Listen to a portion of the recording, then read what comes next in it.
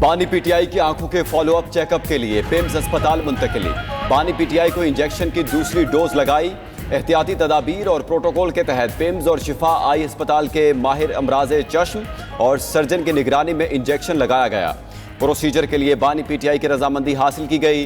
Procedure से कबल तिबी board ने तफसीली मुआयना किया। पिम्स अस्पताल के इलामी के मुताबिक बानी पीटीआई की ईसीजी और एको की रिपोर्ट नॉर्मल आई। अस्पताल में क़याम प्रोसीजर के दौरान और बाद में वाइटल मुस्तहकम रहे। ज़रूरी हिदायत और फॉलोअप मशवरे के साथ डिस्चार्ज कर दिया गया। एग्जीक्यूटिव डायरेक्टर पिम्स ने बानी पीटीआई की तिब्बी हालत तसल्ली बख्श करार दे दी।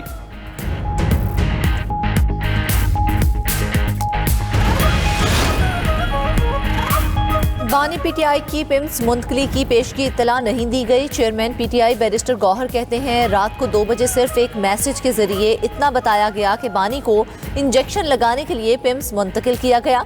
बानी का चेकअप शिफा अस्पताल में ज़ाती मुआलिज और फैमिली मेंबर्स की मौजूदगी में हो।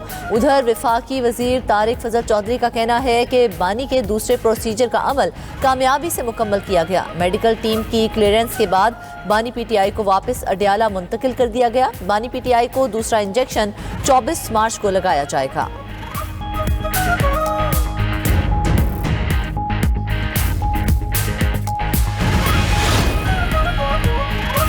वज़ीर-ए-आज़म शहबाज शरीफ का 2 रोज़ा दौरा कतर। एयरपोर्ट पर कतरी हुकाम और पाकिस्तानी सिफारती अमले ने वज़ीर-ए-आज़म का इस्तकबाल किया। वज़ीर-ए-आज़म अमीर कतर शेख तमीम बिन हमद अल सानी से मुलाकात करेंगे। इक्तिसादी तावन और तवानाई के शोबे में तावन बढ़ाने पर बातचीत होगी। तिजारत, सरमायाकारी और अफरादी कुव्वत की बरामद पर गुफ्तगू होगी।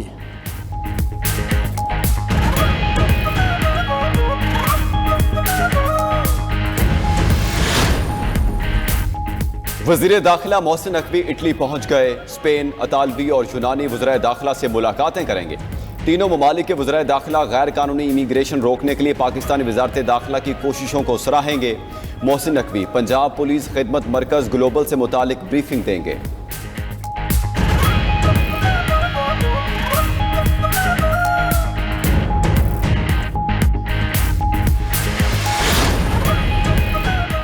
पाकिस्तान स्टॉक एक्सचेंज में शदीद मंदी, 3 नफ्सियाती हदें गिर गईं। ट्रेडिंग के दौरान 100 इंडेक्स में 3783 पॉइंट्स की कमी। इंडेक्स 1,63,908 पॉइंट्स की सतह तक गिर गया।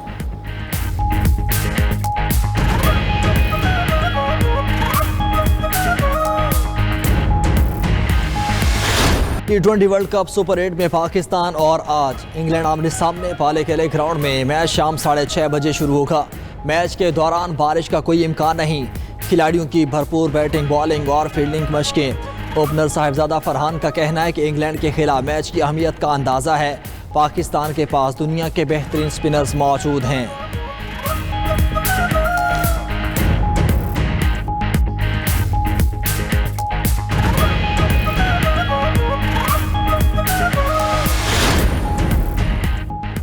आईसीसी ने T20 वर्ल्ड कप के पहले सेमीफाइनल का शेड्यूल तब्दील कर दिया। पाकिस्तान या श्रीलंका के सेमीफाइनल में पहुंचने पर पहला सेमीफाइनल कोलंबो में होगा। अगर श्रीलंका का सेमीफाइनल में मुकाबला भारत से हुआ तो सेमीफाइनल मुंबई में खेला जाएगा। अगर पाकिस्तान और श्रीलंका दोनों क्वालिफाई ना कर सके तो पहला सेमीफाइनल कोलंबो से कोलकाता मुंतकिल हो जाएगा।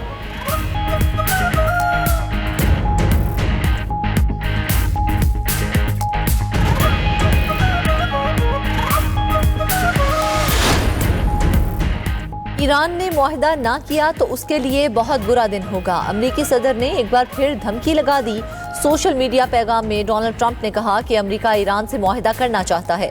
झूठी खबरों में बताया जा रहा है कि ईरान के साथ जंग में जनरल डैनियल कैन हमारे खिलाफ हैं। जनरल डैनियल कैन की राय है कि ईरान पर हमले का फैसला हुआ तो अमेरिका आसानी से जीत जाएगा। ईरान के साथ मुमकिना जंग बारे जो कुछ लिखा गया वो गलत है।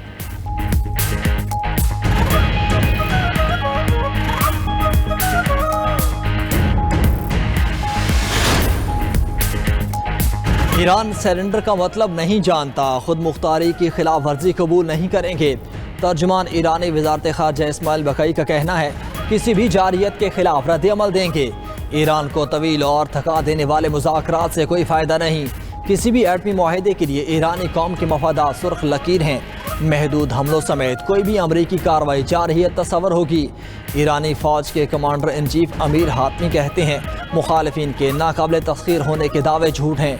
अमरीका 20 साल तक वियतनाम में लड़ता रहा, इराक में भी उनके साथ ऐसा ही हुआ। ईरानी फ़ौज अपने मुल्क का दिफा करना जानती है।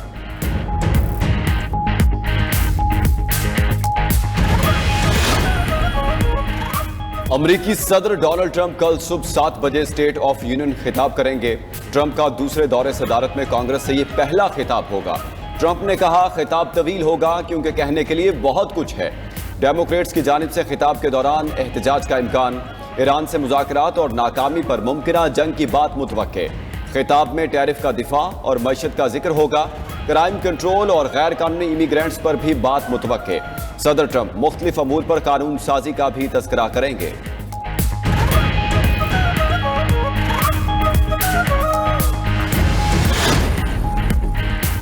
सिंध काबीना ने गुल प्लाजा आतिशज़दगी मुतासरीन के लिए 7 अरब रुपए मुआवजे की मंजूरी दे दी। वज़ीर आला सिंध की ज़ेर सदारत काबीना का इजलास। मुराद अली शाह ने कहा कि माह रमज़ान में महंगाई बर्दाश्त नहीं करेंगे। अवाम को सरकारी निर्खों पर अशिया की फराहमी हर सूरत यकीनी बनाए। वज़ीर आला सिंध का सख्त प्राइस कंट्रोल का हुक्म। असिस्टेंट कमिश्नर्स को फील्ड में मुतहरिक रहने की हिदायत। कराची की सड़कों की बहाली के लिए 8 अरब 53 करोड़ रुपए की मंजूरी।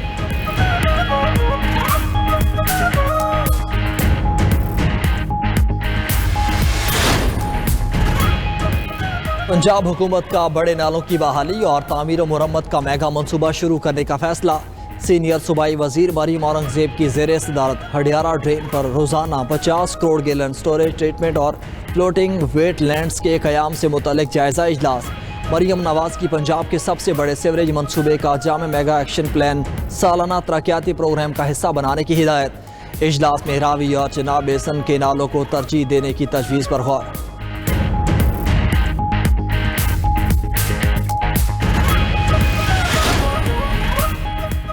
सुप्रीम कोर्ट में जायदाद की मलकियत और तकसीम के तनाज़े का केस। खैबर पख्तूनख्वा हुकूमत और मुहतसिब की अपीलें नाकाबिल समाअत करार देकर खारिज कर दी।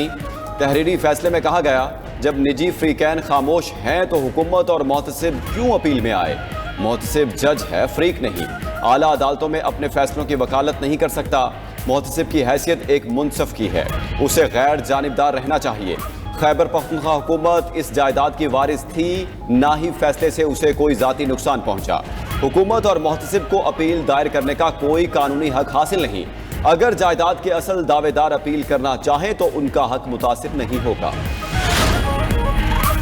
सिंध हाई कोर्ट के आईनी बेंच में लावारिस और यतीम बच्चों की रजिस्ट्रेशन और कानूनी शनाख्त से मुतालिक दरख्वास्त पर समाअत। अदालत का नादरा को यूनियन काउंसिल और सोशल वेलफेयर डिपार्टमेंट की मुशावरत से मैकेनिज्म बनाने का हुक्म।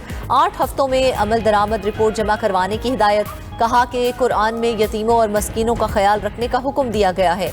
किसी भी इंतजामी रुकावट के बायस यतीम और लावारिस बच्चों को उस हक से महरूम नहीं रखा जा सकता।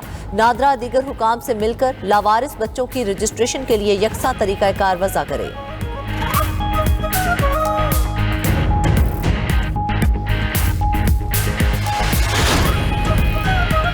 पीटीआई कारकुनान के खिलाफ 26 नवंबर एहतजाज पर दर्ज 5 मुकदमात की समाअत। इंसदाद दहशतगर्दी अदालत इस्लामाबाद ने पीटीआई के 30 कारकुनान को इश्तिहारी करार दे दिया। अदालत में पेश होने पर एक पीटीआई वर्कर के खिलाफ इश्तिहारी की कार्रवाई ख़त्म कर दी गई। केस की समाअत 2 अप्रैल तक मुलतवी।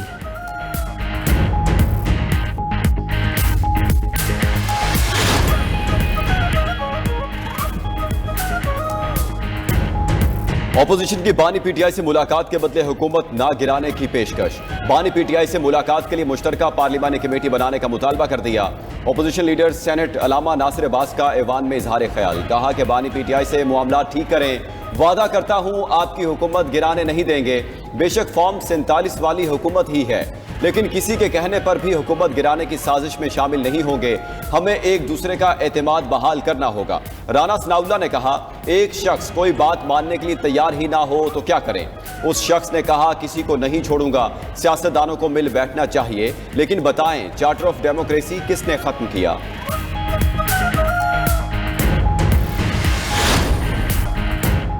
अमेरिका की शिमाल मशरकी रियासतों में बर्फानी तूफान ने तबाही मचा दी। लाखों लोग बिजली से महरूम, स्कूल और कारोबार बंद। 15,000 से ज़ायद परवाज़ें मनसूख और ताख़ीर का शिकार। मुसाफिर एयरपोर्ट्स पर फंस गए। रहोड्स आइलैंड में एयरपोर्ट पर 32.8 इंच बर्फबारी रिकॉर्ड की गई।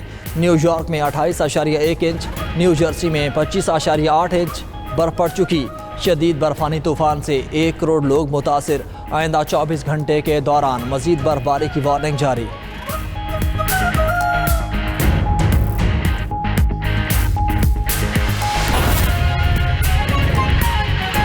ईरान के शहर दोरचा में ईरानी फौज का हेलीकॉप्टर के मुताबिक हादसे में 4 अफराद जाम बहक, 1 जख्मी हो गया। हेलीकॉप्टर शहर की सब्जी और फ्रूट मार्केट में गिरा। जाम बहक होने वालों में पायलट और को पायलट शामिल हैं, जबकि 2 शहरी भी हादसे की जद में आकर जाम बहक हो गए हैं। हुकाम के मुताबिक हेलीकॉप्टर मामूल की तरबियती परवाज पर था। हादसे की तहकीकात का आगाज कर दिया गया है। आपको बताएं कि ईरान के शहर दोरचा में ईरानी फौज का हेलीकॉप्टर गिरकर तबाह हो गया।